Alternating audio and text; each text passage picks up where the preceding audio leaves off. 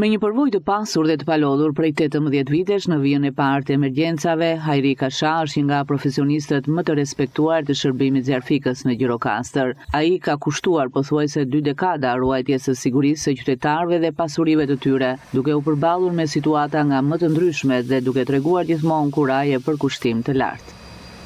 Jemi përballur me shumë situata të ndryshme, me situata emergjente, me përmbytje, me zjarre masive të mëdha, me aksidente, me çdo gjë, domethënë që jemi të parët që ndërhyjmë për çdo lloj problemi që ka zjarfikësia, gatishmëria e përhershme, jemi 24 orë shërbimi i përhershëm i gatishmërisë. Dhe marrim pjesë në çdo situatë që ndodh brenda qytetit, po gjithashtu ne shkojmë dhe në rrethet e tjera, si për shembull në Delvin, kemi shkuar në Delvin, Tepelen, Dropull, mbulojmë pothuajse gjithë jugun e Shqipërisë. Kemi marrë pjesë. Cilat janë sfidat më të mëdha fizike dhe mendore me të cilat përballeni juve gjatë një operacioni shpëtimi? Po varet nga situata, për shembull nëse kemi një situatë ndërhyrje në një banesë, atje situata do parë mirë, do ndërhyrë më çik me shpejtësi, por dhe me çik problem sepse në banesa mund të ketë të moshuar, mund të ketë fëmijë brenda, mund të ketë dhe ne duhet të kemi një kujdes shumë të madh dhe duhet të ndërhyjmë me shumë saktësi nëpër banesa.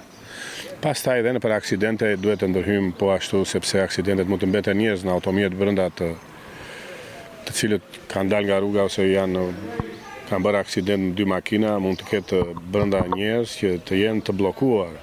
Dhe kështu ne duhet të ndërhyjmë me çik gjaktësi, domethënë me qetësi, sepse situata nuk pret dhe njerëzit janë të çorientuar duke kërkuar ndihmë sa më shpejt.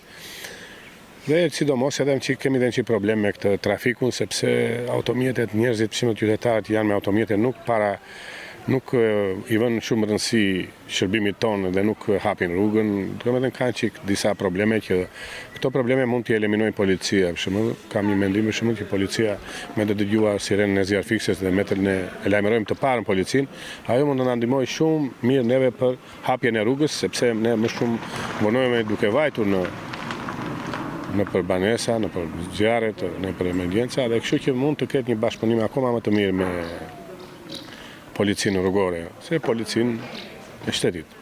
Hajri u sjell përmes mikrofonit të RTS Gjirokastra edhe raste të cilat i kanë mbetur në kujtesë gjatë këtyre 2 dekadave. Kemi patur raste shumë të rënda, për shembull kemi patur një aksident në Mashkullor, që atje ishte me 3 viktima, me 2 fëmijë të vegjël, me një grua, me 13 të plagosur. Dhe neve ndërhyjmë me qetësi, e zgjidhëm situatën, por mundëm të ndërhyjmë, mundëm të çojmë të ikin në spital, disa të shpëtojmë, por fëmijët e vegjël nuk arritëm të shpëtonim, mbasi i pam të gjithë të aksidentuar shumë rënd.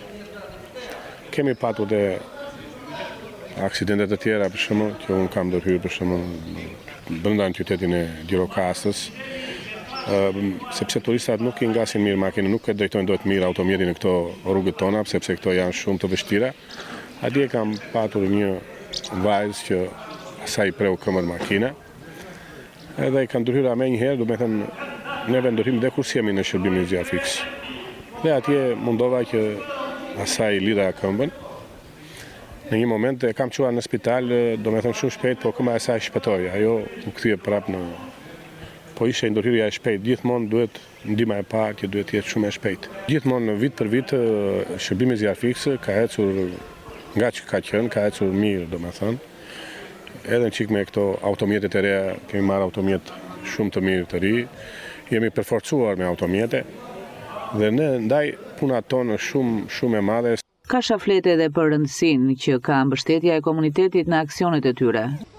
Në aksionet tona komuniteti neve na ndihmon, sidomos këta përfaqësuesit e komunave, administratorët, ata duhet vetëm që të na lajmërojnë neve që në momentin e parë të kapim zjarrin, ata funksionojnë mirë, edhe me forca zjarfikëse, me aq mundësi sa kanë, me forca vullnetare, domethënë me aq mundësi sa kanë, por neve na kanë ndihmuar shumë, për shembull kur kemi ardhur zjarri nga Delvina në Sopot, na kanë ndihmuar shumë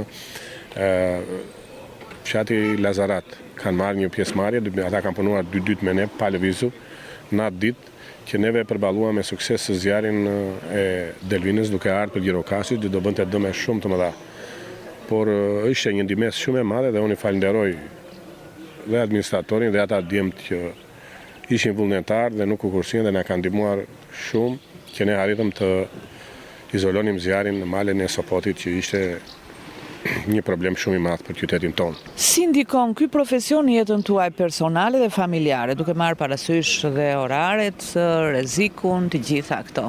Po, ky është një profesion që në radhë parë duhet ta duash, ta dashurosh këtë profesion.